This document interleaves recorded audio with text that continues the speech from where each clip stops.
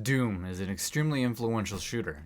Even the competition tried cashing in on the fast-paced, gory shooters back in the 90s. These competitors were called Doom clones, and it took a long time for FPS games that weren't Doom to find an identity. Doom is still going strong in the 2020s with Doom Eternal, but that doesn't mean that other games are trying to use Doom as an inspiration.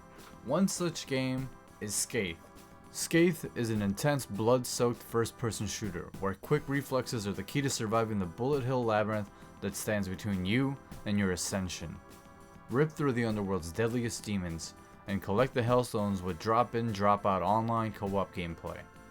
The player controls the titular character, Scathe, who is son to an omnipotent god, but seems more like a slave after playing the game. As fast-paced and brutal as Scathe is, the player is not a jacked, vengeful soldier with 20-inch arms. In Scathe, you are not a tank. But you know what does make you feel like a tank though? Today's sponsor, Stug. What does Stug mean? I have no idea because I am not a tank fanatic, but all I do know is that it is a multiplayer game to battle other players in a massive tank war. You can buy vehicles, purchase boosts, do research, unlock skins, and customize your tank. Stug is one of the top IO games currently out there right now. It can be played on your browser with no download needed. The mechanic that separates Stug from other games is its emphasis on an excellent ricochet system. Ricochet shells off angled walls and destroy escaping tanks and all of the opposition. There are 5 factions to choose from, each with their own tanks. Complete research and unlock new vehicles to take into battle. I'm an aggressive player myself, and I love flanking and smothering enemies with pressure, which is why I love the LT MK6, also known as Mark 6. Shooting tanks from the rear is a one-hit kill in this game, so make sure to cover your bosom, otherwise you're going to get the Concho salute. My favorite modes are Conquest and Battle. Conquest, which is a zone game mode, teams of 4 compete to control 3 zones on multiple maps. This leads to some intense multi-tank battles, with sometimes tanks struggling all over the place just to get a shot in. But with ricocheting bullets everywhere, you're going to make sure you take cover and make your shots count every single time. The second mode, Battle, has 2 teams fight each other in a survival format. 2v2, 3v3, take your buddies in there and see which one is the best team left standing. The player only gets 1 life, and if they die, well, let's just say you ain't getting that GI Bill. There's also a tiger hunt for all you tiger tank fanatics. I know there's probably someone out there lurking who's gonna love tigers and be like, MegaYoYo, why didn't you put a tiger in here? Well, here you go. I'm gonna show you my tiger, and it is a disgrace to all tigers. That is not what a tiger should look like, but then again, I'm not a tank fanatic. Link to play Stug is in the description below, and thank you again Stug for sponsoring this video. You know, how come we don't have any tanks when demons invade? I mean, there's a bunch of mechas just lying around in Doom Eternal. Now back to the Scathe review. Scathe is unique in its concept. An FPS dungeon exploring, bullet hill drop-in, drop-out co-op adventure. When I first read that description, I was all in. What's not to like? A Doom-inspired game with co-op and dungeon exploring? Hell yeah, baby. Count me in. Then I downloaded the game. The first 30 minutes were fine, and then it dawned on me. Scathe is incredibly mediocre. I was crushed. I felt like I was chasing my high school crush only to actually date her and realize she's got the personality of a wet towel. While Scathe has multiple weapons to choose from, the most prominent one the player will use is the first weapon, the Hell Smasher. Cool name, and it's even got a rocket launcher for a secondary fire. What's not to like? The other weapons are great too.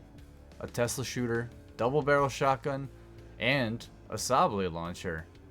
Unfortunately, these weapons don't have a lot of ammo to start out with, and pickups are extremely scarce. The main component of an FPS is the guns, more specifically how powerful they are and how they shoot, and sometimes the sound for some people, which is a big part for me. To add insult to injury, it doesn't matter if you kill the demons or not in Scathe. There's a score counter in the top right corner of the screen, but it's weird, it just doesn't matter. It's like those people who come up to you from Mega Man 1 and they're like, hey, you want to hear about my score from Mega Man 1? It doesn't matter, no one wants to know about your score. I guess I should talk a little bit more about the main objective of the game. So Scathe has to explore this infernal dungeon and find 6 Hellstones and numerous ruins.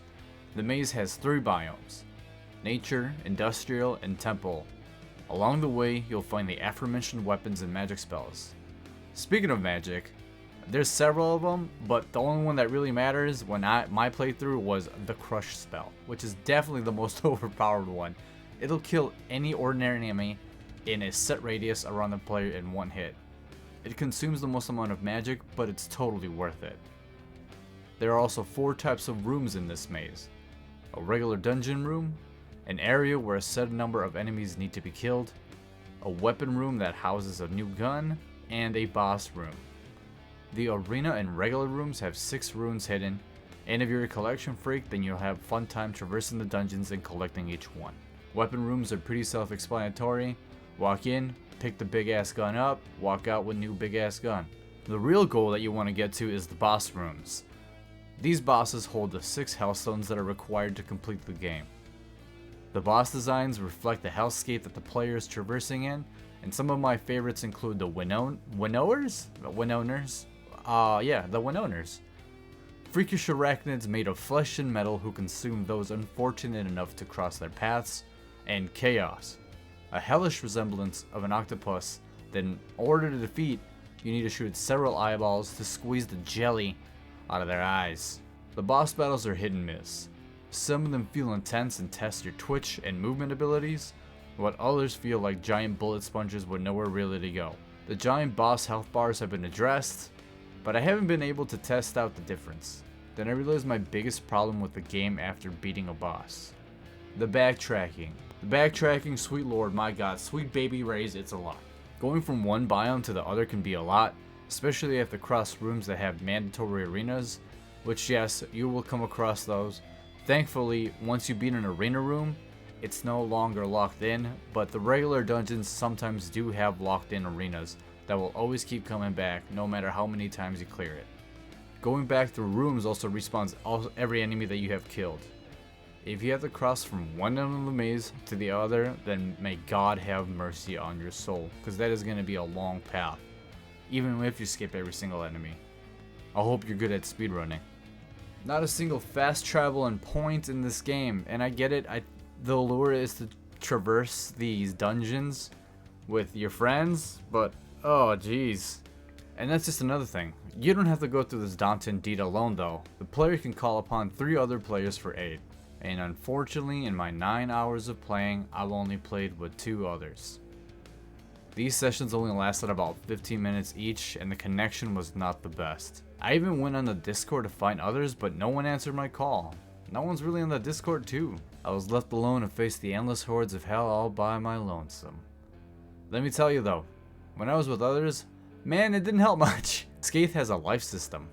You start with 10 and can find more throughout your journey. In co-op, these lives are shared. If you lose all your lives, the game will restart you at the last room, which has the most importance.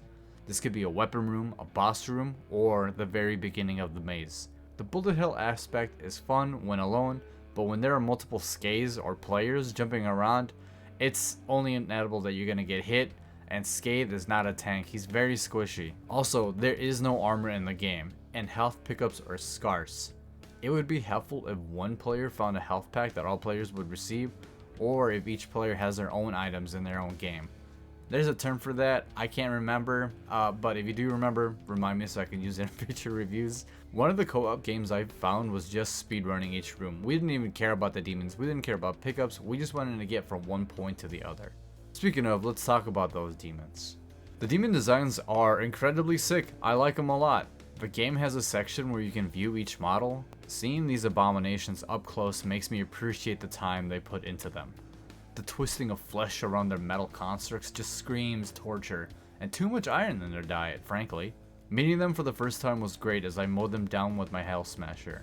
Most of these enemies are just reskins as you go through your biomes. And the worst thing about the enemies here is this ball enemy, and holy shit, they are the equivalent of those headless kamikaze bombers from Serious Sam, down to their iconic annoying sound.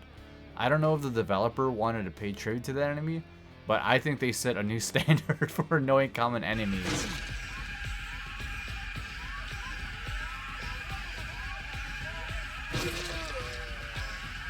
They are annoying to shoot since they bounce all over the place, and their little giggle makes me feel dread because you can hear it through the walls. When the player collects all 6 Hellstones, then you have to go to this room that is unmarked, which is pretty in the middle of the Hellscape maze. And all you have to do is go there and get ready for your big not boss battle. After going through all that and going through numerous Hellscapes and finding all your Hellstones and mowing down enemies, you are greeted with a cutscene, essentially, with a few choices that feel like they don't really matter and they're not fleshed out. It was kind of disappointing to end such a big journey with a cutscene. I was hoping for something a little more, especially seeing how much powerful you've grown from the beginning of your journey to your end. Hopefully maybe there's like something added at the end that gives you a more rewarding ending for players. At the moment, I think Scathe is just incredibly mediocre. It's not a bad game, it's got a good foundation, but it just can't seem to run away from this feeling of like, yeah, this is fun, but I kind of wish I was playing something else. Like, the first 30 minutes were fun, and then I just kind of got over it, and I feel like it would be a lot more enjoyable if I had buddies to play it with. But currently, in the meantime, if the multiplayer part of this game is what's trying to buy you in, and that's what makes you want to buy it, I say just hold on if you can't find anybody's, because if you're hoping to find randos, it's not going to happen. Maybe once in a blue moon. And I don't even think I'm comparing it to Doom Eternal that much. I'm not pulling its own merits on Doom Eternal. Obviously you can see the inspiration here, but Scathe kind of wants to be its own thing, but the quality isn't there yet. It's okay, but I don't think it's okay enough for people to start talking about it. If you do want to pick this game up, I highly recommend picking it up when it goes on sale. So go ahead and wishlist it. This isn't me like trying to sell this game. This is me just being honest. Like, just go ahead and wishlist it and wait for it to go on sale and check it out. And hopefully you'll like it. But in the meantime, I can't recommend you picking this up at full price. Not at the moment. I did get the review key for free for full transparency's sake. I do want to make that clear. But just because I got it for free does not mean that I'm going to be pulling punches. It's an okay game, but I hope they patch it up and quality of life improvements make this game a lot more enjoyable later down its life. But hey, that's Scathe, at least my review of it. If you guys really enjoyed the video, please consider leaving a like. And share with your buddies. Make sure, especially those buddies that want a hankering for a Doom-inspired game. And always subscribe for more reviews of retro and indie games. Thanks a bunch, guys. If you want something to look at, go ahead and check out my Shovel Knight Dig video. That game is fabulous. So if you want to check that out, go ahead. Otherwise, thanks again, guys, and I'll see you in the next video. Have a super day.